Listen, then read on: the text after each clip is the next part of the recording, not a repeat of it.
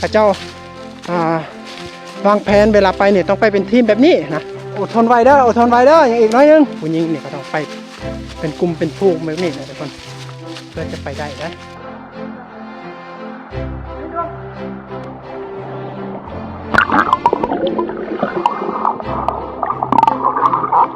ได้เก็บเงิน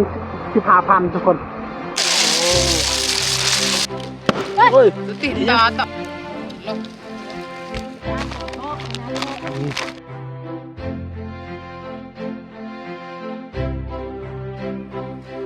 กราบทักทายสวัสดีพ่อแม่พี่น้อง FC เวอร์สุขุสุคน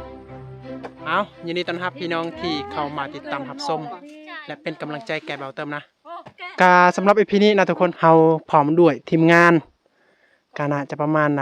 ทักคนเฮา7 คนเนาะ7 คนกาพากันไปหาหอยหรือว่าไปงมหอยนะทุกคนที่ห้วยอุมปังนะ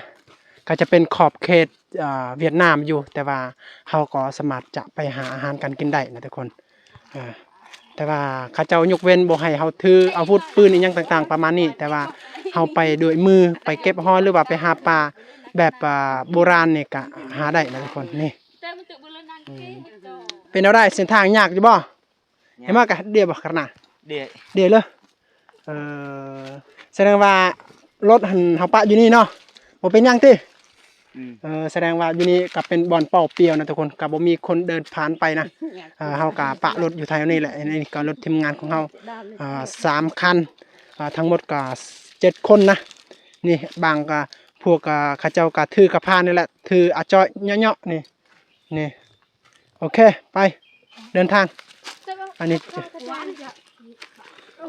ล็อกคอเลยล็อกไอ้เทน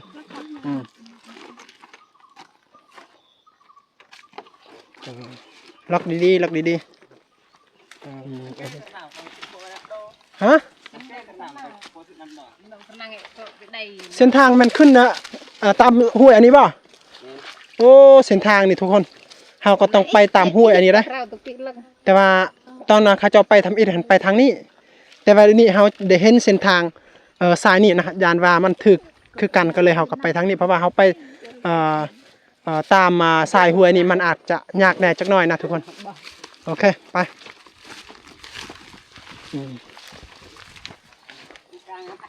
บ่ฮู้ว่าเราสิได้หรือบ่นะ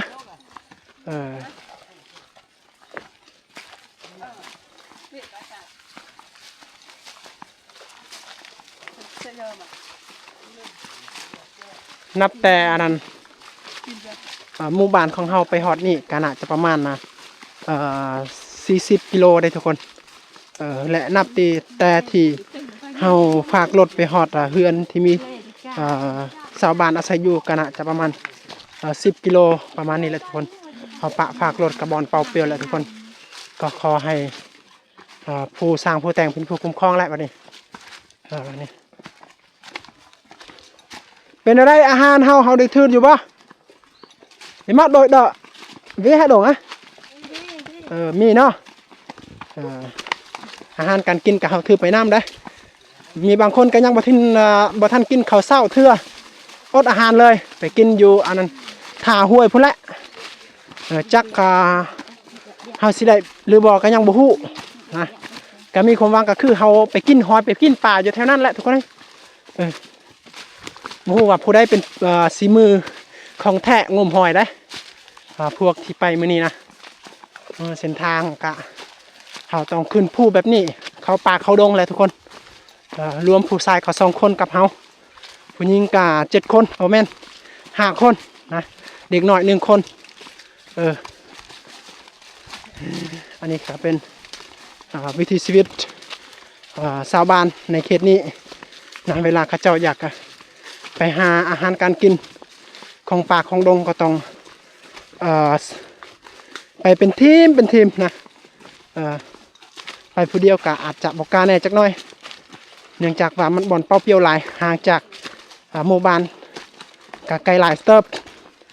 นะนี่เส้นทางอันนี้ก็เคยชาวบ้านไปมาคือกันแต่ว่าก็บ่แม่นว่าเขาไปดุๆนะทุกคนก็ปีละเทื่อมื้อละยามนะเขาไปนะบางทีอาจจะอาทิตย์หนึ่งเทื่อหนึ่งหรือว่าปีหนึ่ง แต่ว่าเดือนนึงกับประมาณนี้แหละทุกคนพระเจ้า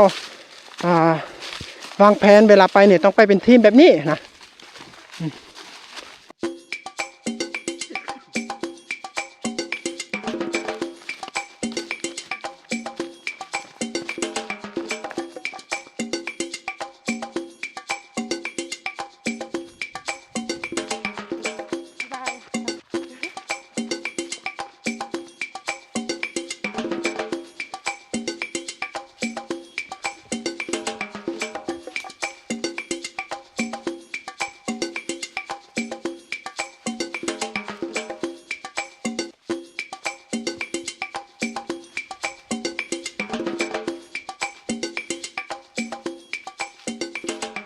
เมื่อยทุกคนเข้าไปในไรยังได้กะบ่หอดเถื่อนะพอใช้เวลากับประมาณชั่วโมงนึงแล้วทุกคนยางนับแต่จุดที่เขาฝากรถนะเขายาง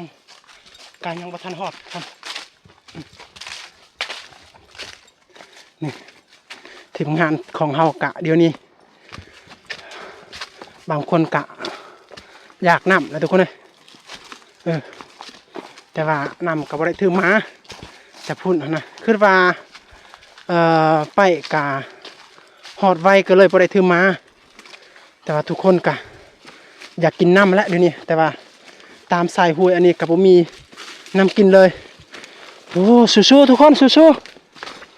ๆนี่แหละต่อไปเราจะได้เป็นบทเรียนเอาไปใส่เราก็ต้องถือน้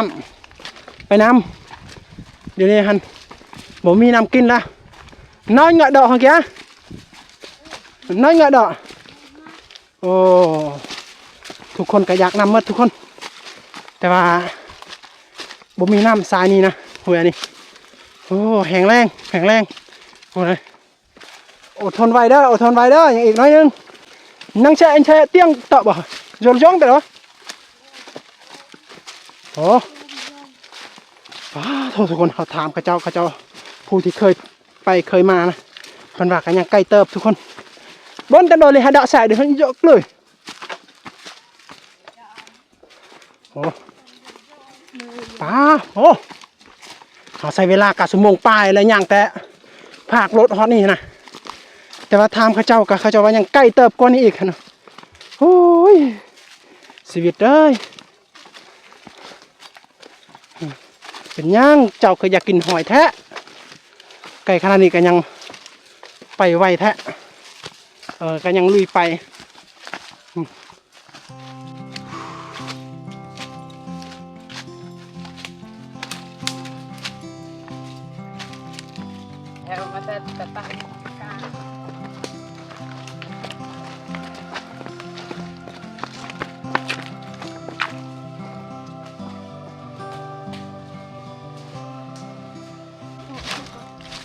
บรรยากาศนี่เย็นทุกคนเลยไปตามมาภูผาป่าดงใบไม้สูงนี่บรรยากาศคักขนาดอันนี้จะเป็นขอบเขตเวียดนามเลยทุกคนกับเขตเวียดนามเลย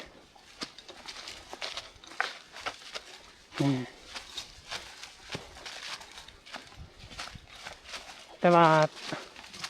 ขอบเขตเขาเจ้าอยู่แต่ว่าแม่นว่าจุดที่มีเฮือนซานบ้านซองที่สวรรค์อาศัยอยู่กันใกล้เติบคือกันนะส่วนรายกะ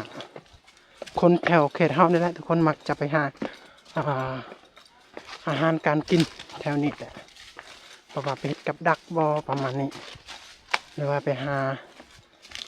ยิงกระหอกกระแตนะหรือว่าเข้าไปเก็บหอยหาปูหาปลาไปแซ่มองตำห้วยปังกับคนแถวเขตเฮานี้แต่ว่าเขาเจ้าไปหากาเทือนึงกะบางว่าบางเทืออาจจะทิศนึงเทือนึงหรือว่าเดือนนึงเทือนึงหรือว่าปีนึงก็มีแต่ว่าไปกับไปเป็นพุงเป็นกลุ่มแบบนี้เลยไปผู้เดียวนี่กะมันเหงาและบอกกล้าเลยทุกคนโดยเฉพาะกับผู้หญิงนี่กะไปบอกกล้าเลยทุกคนไกลเติบเลยทุกคนเลยแต่ว่าผู้ชายกะเคยไปอยู่ นะแต่ว่าผู้หญิงเนี่ยก็ต้องไปเป็นกลุ่มเป็นผู้แบบนี้แหละทุกคนเพื่อจะไปได้นะถ้าว่าไปผู้เดียวนี่ก็มันหนาระบอกระแวงนะตามมีเรียกลายสิ่งลายอย่างแหละ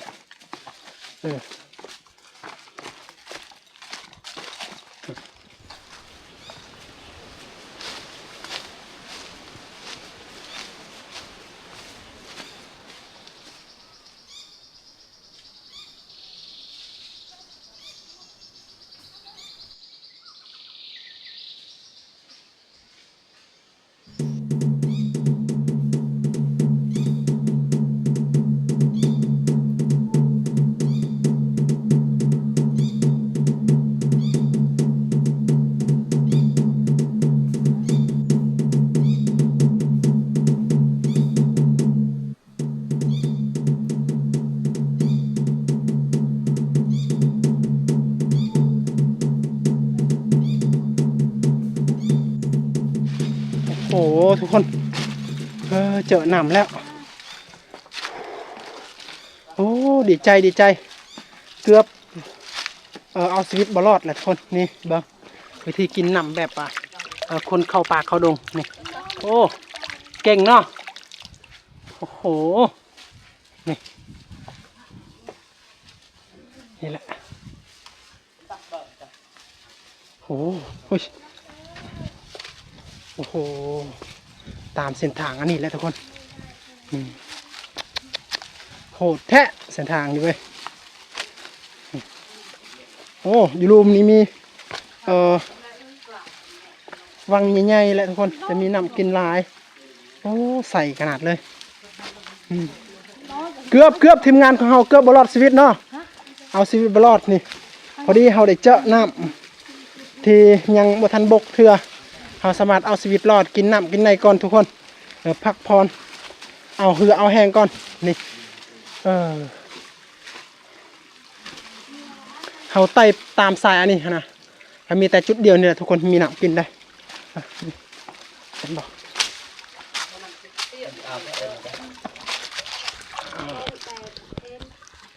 เดินเลยเดินเลย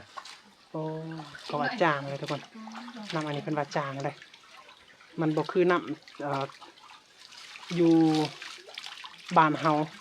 เพราะมันมีคนอาศัยอยู่กับน้ำมันแสบเพื่อกันนะเพราะว่ามันมีรสชาติเคมีแน่แสดงว่าถ้าอันนั้นนะรสชาติเคมีก็ยังคือการแบบว่าดีได้มีรสชาตินัวๆแสบๆอันนี้มันปลอดภัยสารพิษกันเลยมันบ่แสบปานใดเนาะแต่ตอนนับฟังเห็นลูกหลับหัวเอาทุกคนกินน้ำก่อนทุกคนนะเพราะว่าหิวน้ำเอาไปแต่พุ่นกับบ่มีน้ำกินเลยนะก็เฮาก็ได้เจอน้ำบ่อหนึ่งอยู่นี่นะทุกคนแต่ว่ามีพี่น้องที่กินก่อนเพิ่นว่ามันบ่แซ่บปานใดเพราะว่าน้ำอันนี้ก็ปลอดภัยสารพิษนะก็เลยมันบ่แซ่บปานใดแสดงว่าอยู่บ่อใดที่อันนั้นมีสารพิษน้อยๆผสมกันก็ถือว่าแซ่บเลยเพราะว่าอยู่ใกล้บ้านก็มีสารพิษหลายก็มันแซ่บดีนะโอเคกินน้ำอันนี้เพราะว่าย้อนๆจังหวะนี้นี่เพราะว่าอยู่นี่หันบ่มีผู้ใดอันอยู่อาศัยนะทุกคนบ่ว่าจะเป็นยาฆ่าหญ้ามันบ่มีไผใส่น้ำอันนี้นะแม่นทุกคนมันบ่แซ่บเลย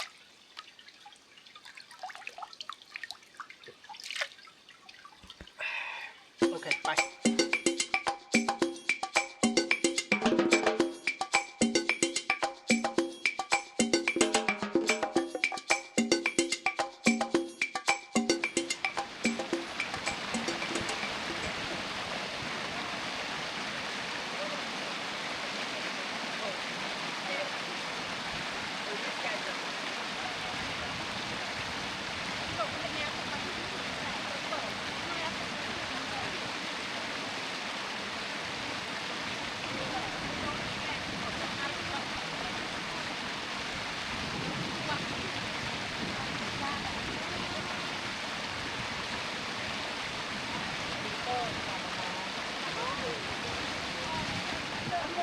เอาทุกคน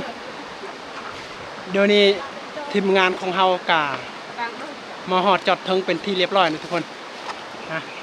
หอดห้วยปังแล้วทุกคนหอดจุดเป้าหมายปลายทางของพวกเฮา หรือว่าทีมงานของพวกเฮาแม่นห้วยอันนี้แหละทุกคนเฮาเก็บหอยนะปลาก็คือสิหลายเลยทุกคนและสัตว์ป่านานาชนิดแถวนี้ก็คือสิหลายเพราะว่าเนื่องจากว่าเป็นบ่อนเป่าเปียวห่างไกลกับที่มีคนหลายนะก็เลยตามที่เฮาสังเกตเห็นนี่ปลาคือสิหลายและสัตว์ป่านานาชนิดคือสิหลายนี่แหละทุกคนนี่อันนี้จะทีมงานของเราได้เบิ่งเฮาจะถามพระเจ้าก่อนว่าสิเก็บลงลุมบ่หรือว่าเก็บไปเทิงโอ้อันนี้จะเป็นอุปกรณ์เนาะตาภาษาเฮาเรียกว่ามัดหน้าหน้ากากงมหอยนะงมหอยกับพวกข้าเจ้านี่แหละทุกคนซอมันเด้อซอมปังหอยมาไปโต๊ะไปตึงอันนี้จะเป็นคนที่เคยไปนะเคยไปแหละบ่ว่าจะเป็น2เทื่อหรือว่า3เทื่อใช่ชื่อหยับโปตัวใดดิก็บ่เคยส่งจือโอ้เพิ่นก็ไป5รอบแล้วนมแปรแปรจือโอ้ตอนนั้นตอนสมัยตะกี้เห็น3มื้อเดี๋ยวนี้ก็2เทื่อแล้วเนาะไม่ใช่จืออีกแทน2เทื่อกับเทื่อนี้เนาะแสดงว่าเฮา3คน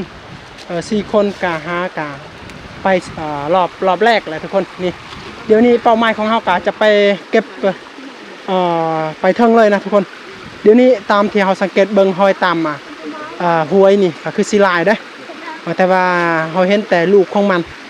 นะแต่ว่าพ่อแม่ของมันก็เฮายังบ่เห็นเทื่อเบิ่งเฮาสังเกตเห็นก่อนเฮาสังเกตเบิ่งก่อนทุกคนนี่แต่ว่าในการ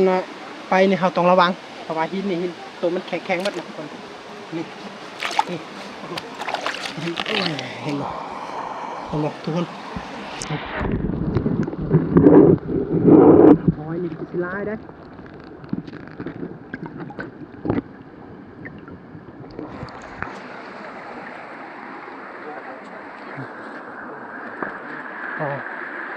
ดูnhà bạn nào nhỉ?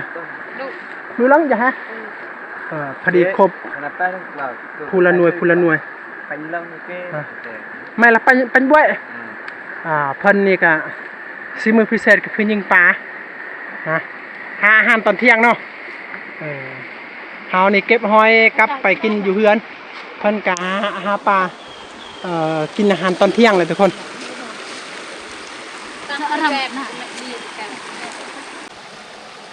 เดี๋ยวนี้เฮาส่วนทีมงานของเฮาอยู่รวมกันถ่ายรูปก่อนทุกคนนะถ่ายรูปเป็นทีละนึกบางเทื่อเฮากะเทื่อนี้ก็เป็นเทื่อทมิตที่เฮากะได้มาแต่ว่าเฮาบ่ฮู้ว่าเทื่อต่อไปเฮาจะได้มาหรือบ่ก็บ่ฮู้นะเพราะว่ามันใกล้เติบบางเทื่อเฮาจะลาบเลยเฮากะถ่ายรูปเป็นทีละนึกก่อนที่จะลงน้ำเก็บหอยนะบางยาก็เฮามาแต่พุ่นได้มาแต่พุ่นแหละทุกคนเส้นทางแถวมาบางยาแหละแต่ว่าไม้เฮาของเฮากะไปเก็บขึ้นไปเก็บทางนั้นทางลุ่มเฮาก็บ่เฮาปะเฮาขึ้นไปทางพุ่นโอเคทุกคนเดี๋ยวนี้ก่อนที่เฮาลงเก็บน้ำเก็บหอยหรือว่าเฮางมหอยเฮากับทีมงานพากันถ่ายรูปก่อนนะทุกคนโอเคทุกท่านถ่ายรูปก่อนนะเอาเป็นหน่อยสิถ่ายรูปก่อนอย่าเอาหน่อยก็ใช้ดู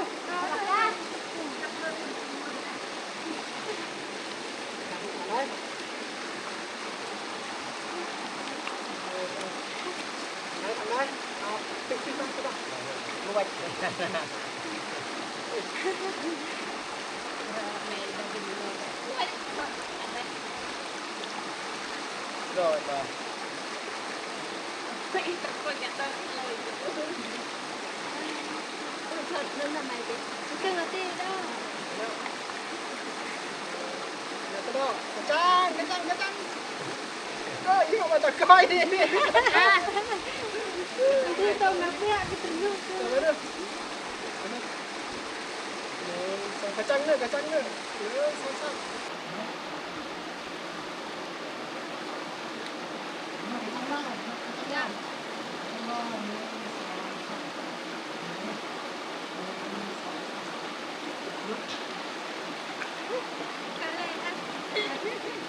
mẹ ba đêm son เอาหมดแล้วจักบ่อก็จักบ่อ ไอ้ โอเค ไอ้เมา เอาเต้นกัน โอเคลงน้ำไปการันจับเดิมแข่งละ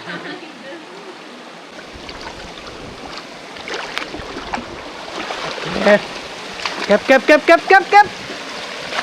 โอ้นี่ได้เฮ้ยแกเขาจะวางลายเลยนะทุกคนเลยโอ้โหโอ้นี่ใช่ป่ะเฮ้ยกระกรีมาเนี่ยเนี่ยกระกรีกระนะโอ้คนบ้านน้อยๆทุกคน ดูแก่ดู โอ้โหผมบอกกันป้าโอ้ใหญ่ขนาดเลยไป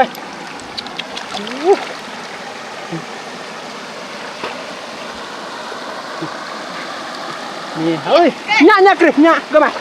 โอ้ใหญ่แหละทุกคนเลย กระกริเต็มกับอากัตรูอ่ะ เอากล้องกระตูเลย ครับ เป็นแบบต่อไปบอลเลยเป็นอะไรกีรักได้หอยอยู่ปะได้อยู่ปะหอยหันฮะได้อยู่ปะโอ้โหร้ายปะใหญ่ปะหอยหันโอ้คนบ้านน้อยฮะ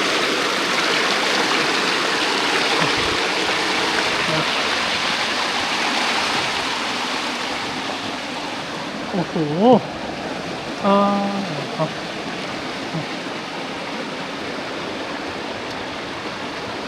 ไล่เท่านาะหอยเนาะเบิ่งทุกคน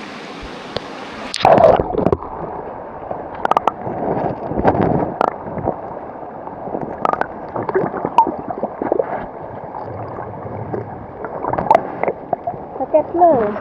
มา ทุกเด้อกระเก็ดเลย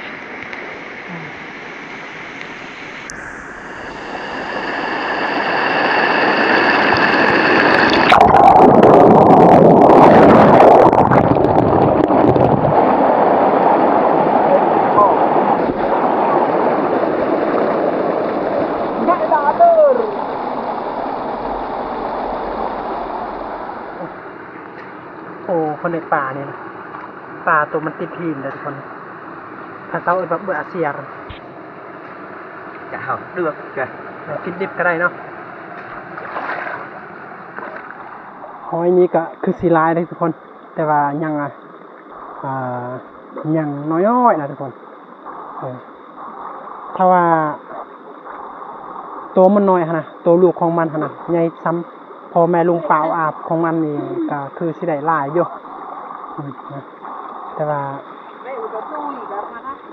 มันยังน้อยก็น่าประมาณ2 ทิศแล้วจะไปอีกกันก็คือสิได้ปลาหลายหอยตัวหลายได้ คุณจะเอาอุ้ยเวทโดนอุ้ย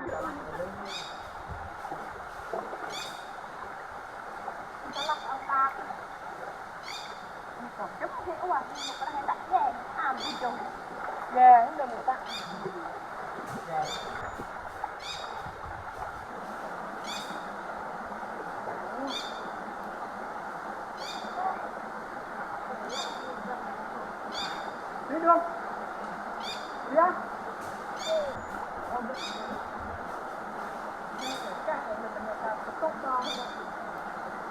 ใช้กรีกรอนน่ะชอยดู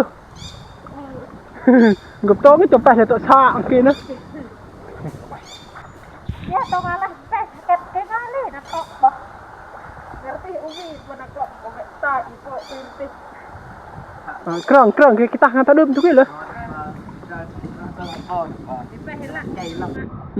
เลือกกันเก็บดีๆเก็บค่อยๆเก็บหันมันบ่อึดบ่ยากดอกหอยหันนี่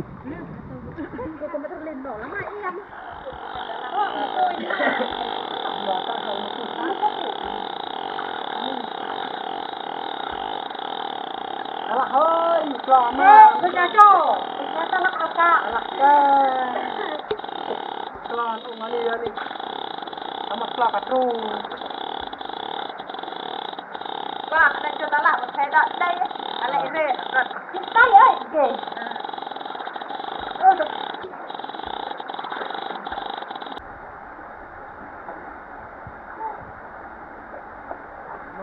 เบิ้งสำได้แล้วได้หอย Cái mỏ bò cừ bẩn đi. Aku mai air dia. Kita keris kita hari. Salah ơi, anh telah ao cạ lên. Thế à, cân mi bẻ cả ma cụ chát. Màn mồ hôi mới quậy sao cần cụ. Anh đi cái kẹt kia ở cọc ca. Anh kẹt anh mà tê lừa chọc chọc tốt vậy. Lang ơi, aku nak permuang tu.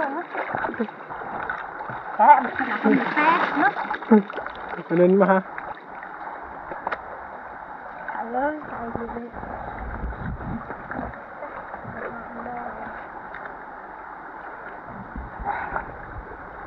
เพิ่นว่าอยู่แถวนั้นจะมีหอยหลายทุกคนและทีมงานของเราก็พากันที่จะไปงมอยู่ทางนั้นนะ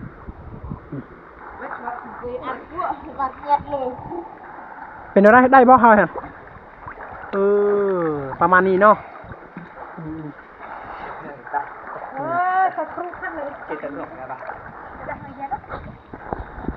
เดี๋ยวนี้เฮากะนำทีมงานซื้อนะทุกคนเพราะว่าเฮาก็จะมีกระพา2หน่วย2ใบนี่แหละเขาจะใส่เฮาเป็นผู้แบกนะกระพามันยังบ่ทันเต็มเทื่อ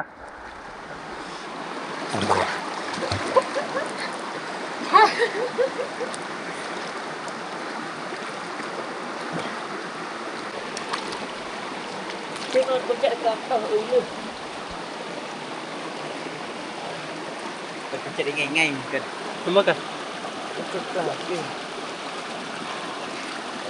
Kalau nak paket.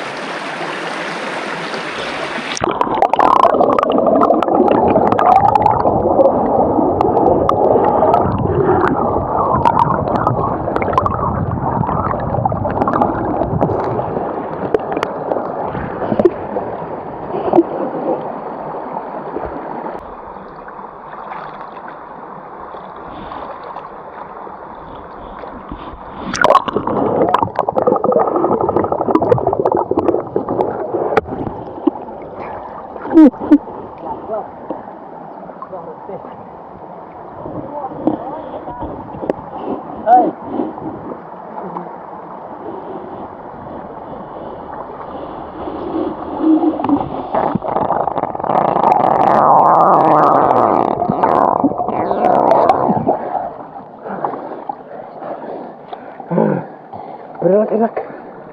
Naik bah.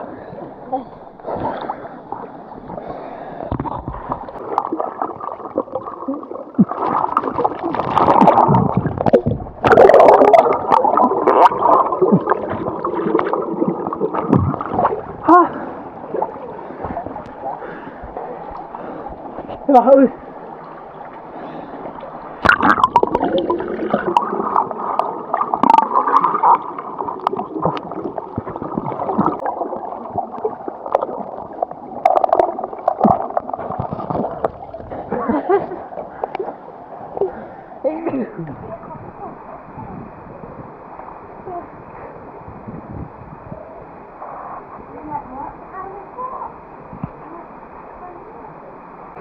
Được lấy tiền thua cái thằng Hali thôi đấy, lên năm Hali ông bảo sao này? Lấy để เก็บเงิน15,000ทุกคนเงินชาวบ้านที่ไปหาเก็บหอยแบบนี้เลยทุกคนเขาก็ได้เก็บเงินได้เงินก็จะเป็นตระกูลเงินดงนะนี่ได้15,000และนี่โอ้โหพอได้ซื้อกระทิงแดงแล้วทุกคนกลับแต่นี้แหละเขาก็จะซื้อกระทิงแดงได้แต่ว่าเปียกและอันนึงก็เป็นแบ่ง10,000 ใบเป็นพลาสติกแต่อันที่2ใบ5,000ก็จะเป็นเจียนะเป็นอะไรเงียบนะเงียบโอ้โหได้เห็นป่ะข้าเจ้าหน้าอะไรดีเนี่ยนะเป็นอะไรตัวลอยเฉินมันเงียบอ่ะหนาวแล้วเนาะได้บ่ห้อยหันได้หอยแล้วยังบอนจะกลั่นจ้ะเปียกได้น้อยนึงเนาะ บรรยากาศคักขนาดเลยนะทุกคนโอ้เขาได้มาครั้งแรกก็ติดใจธรรมศาสตร์ดีแล้ว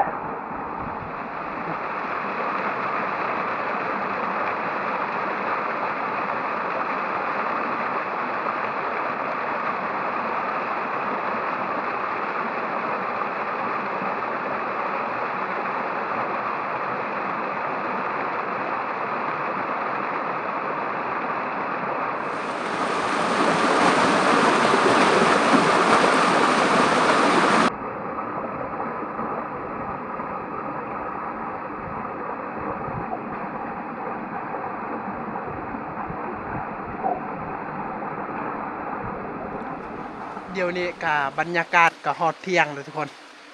และทีมงานของเฮาก็เริ่มอยากอาหารนะกะบังเอิญกะ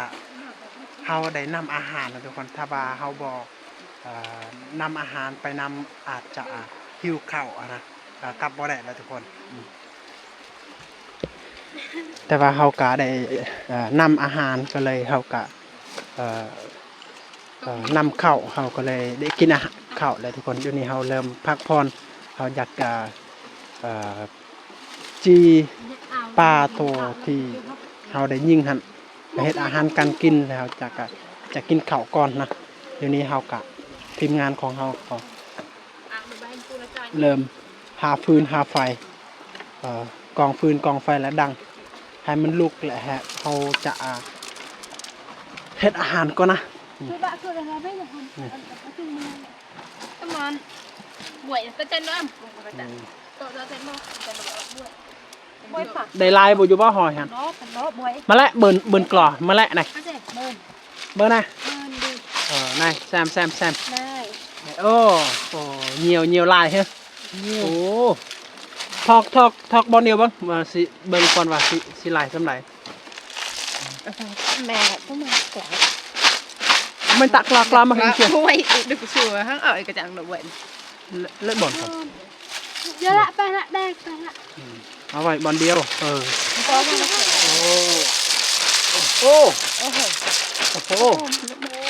นี่อาจารย์คือบ้านบวยอาจารย์ได้กระพาหนึ่งเลยทุกคนโซเรียกนะแต่บ้านเนี่ยแม่เรียกกระดาษดาปืนเลย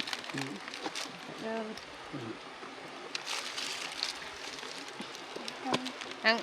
ต้องมาใช่เลยตึงล็อกถอยตึงดังล้วนไอ้เบื่อกลาจ้าอ่อนบ่มันกะตึงจ้าไปยังค่ะแดงนี่เกิดแดงจะอ่าว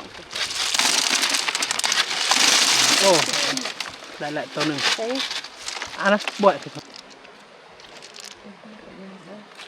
มีกวดแจมเนี่ยเนี่ยไอ้ก่อนต้องทำคู่ด้วยเวลากระจัดกัดเลยกล้าเลยเราตัดต้นด้วยได้เลยแค่ดงบางที่เพิ่งจับโอเคทุกคนเขาเต็มกระพา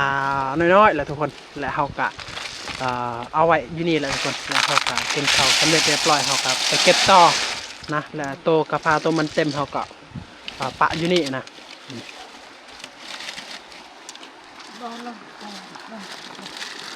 เอาไม้ท่านกระสักเป็นมาร์บะอย่างนี้แต่อะไรเรื่องนี้กระสักนกไอ้เลยวิห้อยโอ้นี่ทุกคนทางมีหอยมีปลาและนี่เอาไว้ก้อนหอยอะไรปะอยู่ในหันกระจะเดี๋ยวเราไปตังเกยโอ้บ้าได้บ่ปลาหันไงกินมันก็อุ๊บกินทางไปกล้ามาเลยจากโตละปลาโอ้ยติดตาต่อเลยเนาะระเบิดบ่กับต้องแดกจบไปด่ะแล้วก็ต้องไปด่าดิ้งไปด่าบุญด่ามาเกด่าบุ้งอะไรเบียร์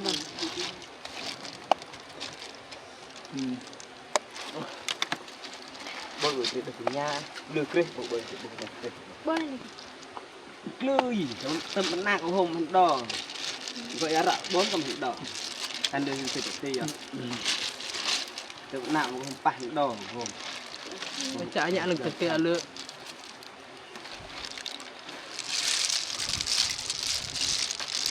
นี่หอยจีหอยนี่ได้หอยแล้วนี่อีก2กระพาให้มันเต็ม2กระพาแล้วก็พอกลับบัดนี้ จังบนบาระจอย ถ้าว่าบ่เต็มแม่น2กระพานี่ถือว่าเฮาก็ต้องนอนเลยทุกคนเนาะ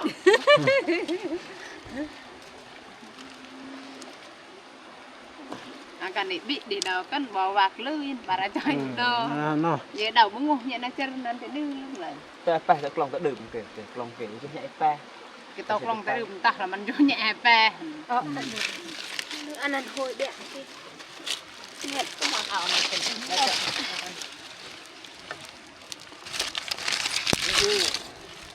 cắt còn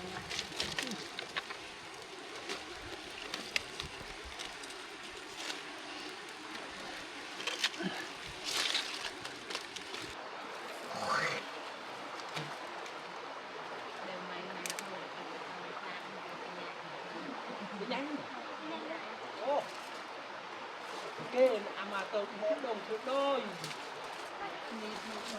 cái nhà quan sát được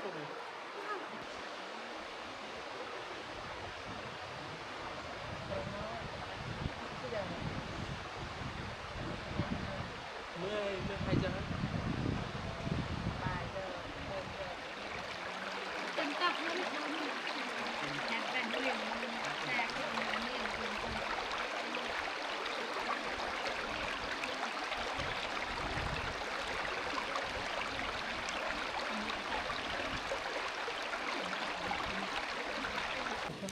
lo cái máy bỏ cái nào tôi bắn cái đi về tụi mình tụi đều ăn sang không mẹ cái giờ hôm cái hôm cái bây giờ bắn cái cây cho bây giờ mời tay sạch nhiễm tay thì anh tay tại kì không mà lẹ mẹ tóc ca cái này cái tay lên cạc ăn hua rồi đểรับตะก้างนั่ง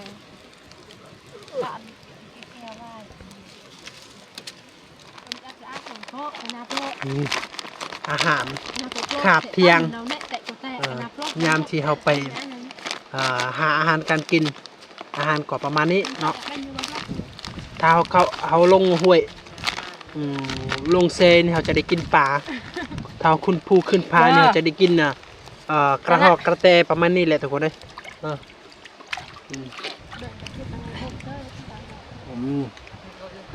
โอเคทีมงานเข้ามาเลยทีมงานเด้ออาหารก็มีแล้วนี่ mẹ người ta càng vào cùng khâu vào lò kẹt เอาเลยทาน เอาไปช็อตมัดบ่ก็แช่บ่ เริ่มหาประทานอาหารก่อน ใส่กล้วยกวนจะไปกัน cô ăn เอากะ เนอะโอ้ มันไปหาครึ่งกระดาษไหล ข้าวนี้ โอ้ยเฮ้ยไม่ มีมดกินคือกันแหละมดกับหิวเก่า ănไปหาป้องไปกี่ดวง มดนี่ก็หิวอาหารคือกันแหละทุกคน เด้อฉันดอมาให้กะนอก อ้าว อันใช่ก็แม่นมันหนักเลยการกระยอม หนักเผ็ดพอสิจ้า อาหารก็จะมีแจ่วเนื้อปลานะ มันทำให้กินดวง แต่ยังนี่จะมีซีนี่ยังนี่โอ้ซีนูเนาะอันนี้ยัง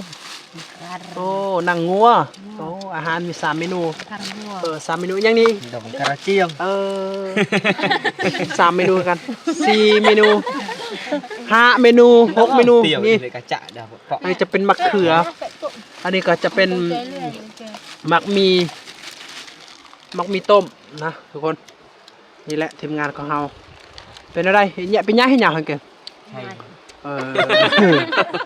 หิวอาหารเนาะเขากับประมาณนี้อาหารกับเฮาหา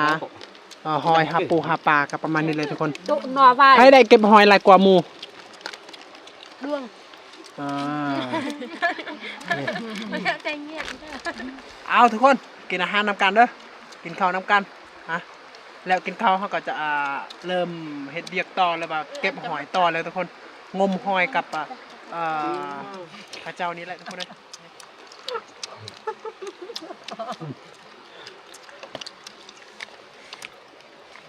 bà anh nhẹ vang mình cây cái tình coi à nhiều cả tạ rợ nét của cho con mày loi Tại như cất nết lại à lo tình có họ được bơ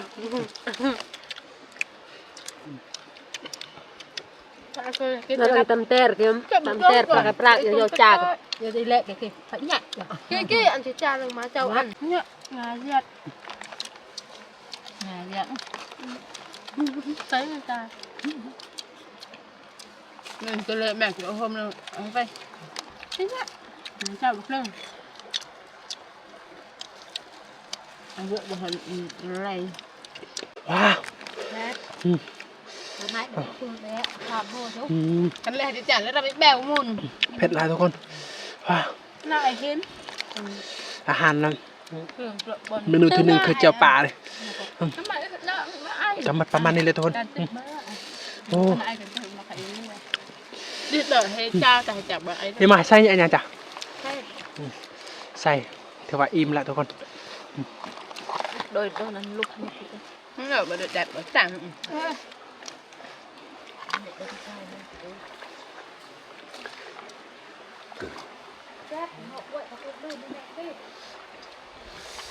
เอาทุกคนเรากินข้าวกินน้ำก็สำเร็จเป็นทีเรียบร้อยนะทุกคนก็สำหรับคลิปนี้ก็จะเป็นคลิปที่เรานับแต่เราฝากรถและเราเดินทางและเราพากันเก็บหอยงมหอยนะจนฮอดที่เรากินข้าวบรรยากาศก็ประมาณนี้เลยทุกคนเราได้อัปเดตให้พ่อแม่พี่น้องและ FC ก็ได้เบิ่งชมนะหวังว่าเขาก็จะได้แบ่งปันความสุขให้แก่พ่อแม่พี่น้องที่ FC และได้เบิ่งได้ชมนะก็สำหรับ EP นี้นะทุกคนเขาก็อยากขอจบเส้นนี้แล้วทุกคนเขาก็มีแต่ติดตามเบิ่ง EP ต่อไปเขาก็จะเก็บคอยต่อไปนะทุกคนแต่ว่าสำหรับ EP นี้เขาก็คิดว่าเขาจะอัปเดตต่อไปแต่ว่ามันคือจะยาวแน่เขาก็อยากขอจบเส้นนี้แหละจบอยู่บอนแถวกินข้าวนี้แหละทุกคนโอ้โหเผ็ดหลายอาหารเป็นตาแซ่บเลยทุกคนโอเคทุกคนมีแต่ไว้เจอ EP ต่อไปเด้อ